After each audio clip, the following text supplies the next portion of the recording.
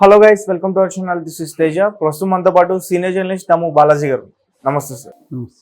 అయితే కవితకు high court bail reject చేసిందంటూ ఒక వార్త వెలుగులోకి వచ్చింది. జూలై 13వ తేదీ వరకు కూడా తనకి బెయిల్ ఇచ్చే అవకాశం లేదని చెప్తున్నారు. సో దాని గురించి యాక్చువల్గా కవిత విషయంలో రెండు రకాల పరిణామాలు మనం చెప్పుకోవాలి. ఒకటేమో రవిస్ అవెన్యూ కోర్టు ఈరోజు కవితకు జ్యుడిషియల్ కస్టడీని ఎక్స్టెండ్ చేసింది. ఈ రోజుతో జ్యుడిషియల్ కస్టడీ అయిపోతుంది. మామూలుగా జనరల్గా ఏం జరుగుతుంటుందంటే ఎవ్రీ 14 డేస్కి ఒకసారి జ్యుడిషియల్ కస్టడీని పెంచుతూ ఉంటారు. అది జనరల్గా జరిగే ప్రాక్టీసు. అలాగా కవితకి ఈరోజు జ్యుడిషియల్ కస్టడీ ముగియడంతో ఆమెని వర్చువల్గా కోర్టు హాజరుపరచమనింది. జైల్లోనే ఆమె అక్కడ ఒక హాల్ లాగా ఉంటుంది, వర్చువల్ రూమ్ అంటారు దాన్ని.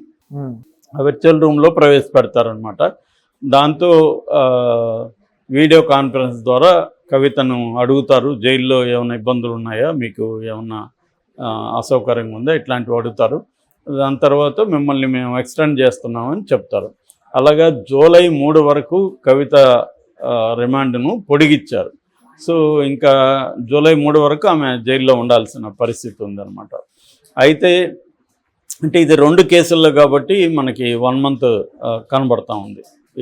సిబిఐ అండ్ ఈడీ 2 కేసులు ఉన్నాయి ఆమె మీద. అంటే ఇద్దరు కేసు ఒకటే కానీ ఇద్దరు ఏజెన్సీలు సపరేట్గానే డీల్ చేస్తున్నారు. సో అందువల్ల 2 కేసుల్లోనే ఆమెకు బెయిల్ రావాలి. సో ఇదొక పరిణామం. రెండో పరిణామం, హైకోర్టు ఆమెకు బెయిల్ ఇప్పటి వరకు మంజూరు చేయలేదు. హైకోర్టు యాక్చువల్గా వాదనలు కూడా ముగిసిపోయినాయి ఇటు అటు, కానీ ఇంతవరకు హైకోర్టు బెయిల్ ఇవ్వలేదు. ఆమెకు బెయిల్ వచ్చే అవకాశం అయితే లేదు. నేను చాలాసార్లు చెప్పాను, బెయిల్ ఎందుకంటే పిఎంఎల్ఏ చట్టం అనేది వెరీ వెరీ రిగరస్ యాక్ట్. అది PMLA, prevention of money laundering act 2002లో వచ్చింది. ఆ మనీ లాండరింగ్ యాక్ట్లో ఒక బలమైన సెక్షన్ ఉంది, సెక్షన్ 45. ఆ సెక్షన్ ప్రకారము బెయిల్ ఇవ్వాలని జడ్జి అనుకున్నా కూడా ఇవ్వలేరు. ఎందుకంటే ఈమె నిర్దోషని ఆమె ప్రూవ్ చేసుకోవాలి. అంటే ఏ ముద్దాయి ఉంటే, మగైనా ఆడైనా, నేను ముద్దాయి అనుకో, నేనే ప్రూవ్ చేసుకోవాలి నేను నేరం చేయలేదు అని. నేను ఎలా ప్రూవ్ చేసుకోవాలి నేరం చేయలేదని? నేరం చేయలేదని మనం చెప్తాం, కానీ నేను నేరం చేయలేదని నేనే ప్రూవ్ చేసుకోవాలంటే ఎలా సాధ్యం? అది సాధ్యం కాదు. కాబట్టి బెయిల్ అనేది రాదు. జడ్జికి మనం ప్రూవ్ చేయాలి నేను నేరం చేయలేదని. అలాగే బెయిల్ ఇచ్చిన తర్వాత కూడా నేను నేరం చేయను అని కూడా జడ్జిని నమ్మించాలి.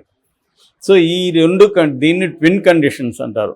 అలాగే మామూలుగా రెగ్యులర్గా ఐపీసీలో బెయిల్ అనే విషయానికి సంబంధించి ఏంటంటే ఒక 15 minutes లోపలే బెయిల్ విషయాన్ని తేల్చేయండి అని సుప్రీంకోర్టు అనేకసార్లు చెప్పింది. బెయిల్ మీద సుదీర్ఘ వాదనలు చేయొద్దు, మినీ ట్రయల్ లాగా నడపొద్దు అని సుప్రీంకోర్టు అనేకసార్లు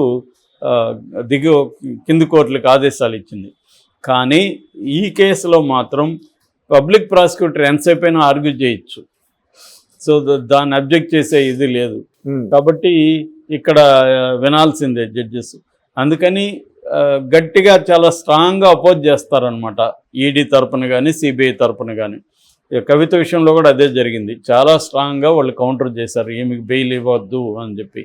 మామూలుగా అయితే bail is the rule, jail is the exception అంటారు. అంటే మనుషులకి ప్రాథమికంగా స్వేచ్ఛ హక్కు అనేది ఉంటుంది, రైట్ టు ఫ్రీడమ్ అనేది ఉంటుంది.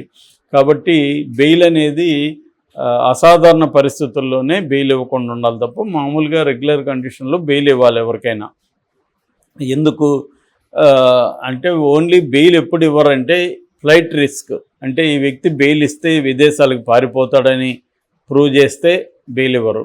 రెండవది, సాక్షుల్ని బెదిరిస్తారు లేదా సాక్షుల్ని ఇన్ఫ్లుయెన్స్ చేస్తారు, ఆశ చూపిస్తారు అని నమ్మించగలిగితే బెయిల్ ఇవ్వరు. మూడోది, సాక్ష్యాధారాల్ని తారుమారు చేస్తారు, వీళ్ళు చాలా హై పొజిషన్లో ఉన్నారు, వీళ్ళు సాక్ష్యాధారాన్ని తారుమారు చేయగలిగిన పరిస్థితి ఉంటుంది బయట ఉంటే. ఈ 3 కండిషన్లు కానీ కోర్టులో ప్రాసిక్యూషన్ ప్రజెంట్ చేయగలిగి జడ్జి గారు నమ్మితే అప్పుడు బెయిల్ ఇవ్వరు. అది కూడా ఇప్పటి వరకు 60 రోజుల నుంచి 90 రోజుల లోపల ఫైనల్ ఛార్జ్షీట్ వేయకపోతే డిఫాల్ట్ బెయిల్ ఇచ్చే అవకాశం ఉందన్నమాట.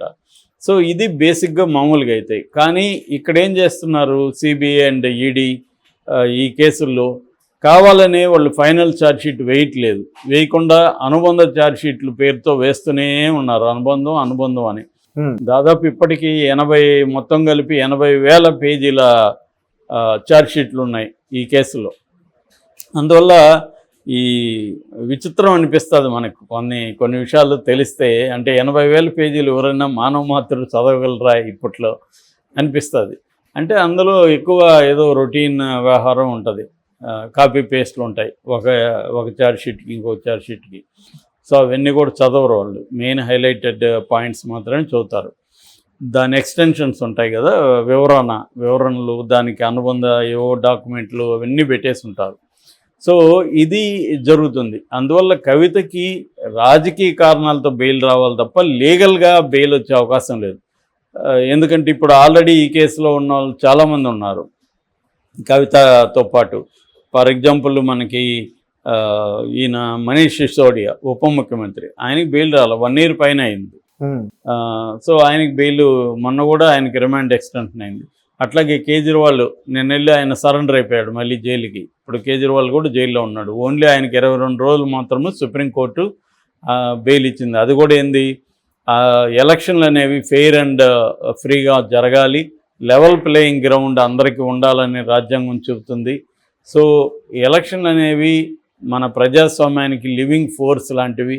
అటువంటి ఎలక్షన్లకి ఒక పార్టీ జాతీయ అధ్యక్షుడిని జైల్లో పెట్టడం ఎలక్షన్ ముందు సరిగా అయింది కాదు. రెండోది 1.5 సంవత్సరం ఈ కేసు పెట్టి ఈయన మీద ఎఫ్ఐఆర్ పెట్టి 1.5 year అయితే ఈ టైంలోనే ఆయన్ని ఎందుకు అరెస్ట్ చేశారు, ఇన్ని రోజులు ఎందుకు అరెస్ట్ చేయలేదు, అంత అర్జెంట్ అయితే ఇంతకుముందు అరెస్ట్ చేసి ఉండొచ్చు కదా.